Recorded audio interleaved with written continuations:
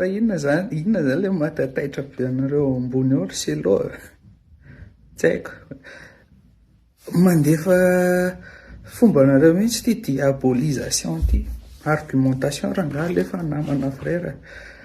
Miresaka foana anao hoe firongany hoe hiaraka amin'ny Rajoelina meko solution nge ianao meko solution ianao namana.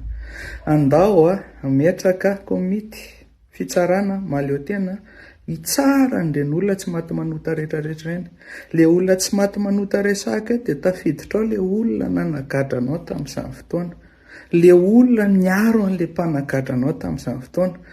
Le olona nangalatra ny vola mpanjakana, vola am-bahoaka. Tena hoe hifantoka amin'izay fotsiny le komity fitsarana.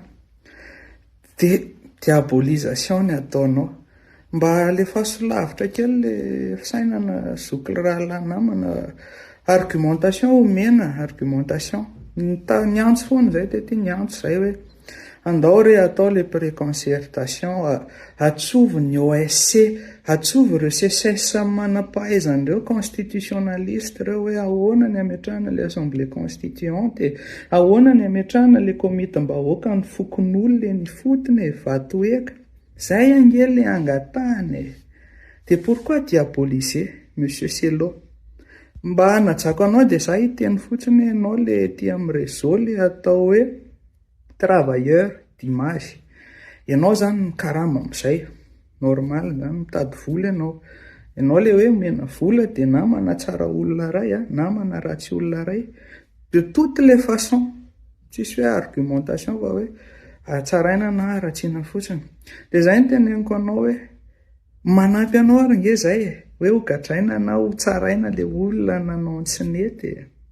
Averiko foana pré-concertation tena atsoy daholo le manam-pahaizana rehetrarehetra, ny OSC, ny finoana, ny mpitolona hoe ty le nangatahana, ahoana ny anatanterahανtsika an'io, ametraka le assemblée constituante, ametraka le komitim-bahoaka ifotony amin'ny fokon'olona.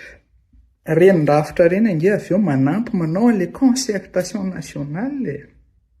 Dia tsy haiko hoe inona ny ao an-tsain'ny Fernand Selo? Pourquoi diabolisation?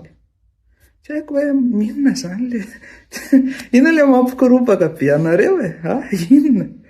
Atao fotsiny le pré-concertation dia ndao hiresaka dia alefa amin'ny feuille de route aterina any amin'ny Sadek hoe ty nenay anao assemblée constituante izay. Ao misy commission isan-karazany hanampy amin'ny fikarakarana ny concertation nationale. Azalahy.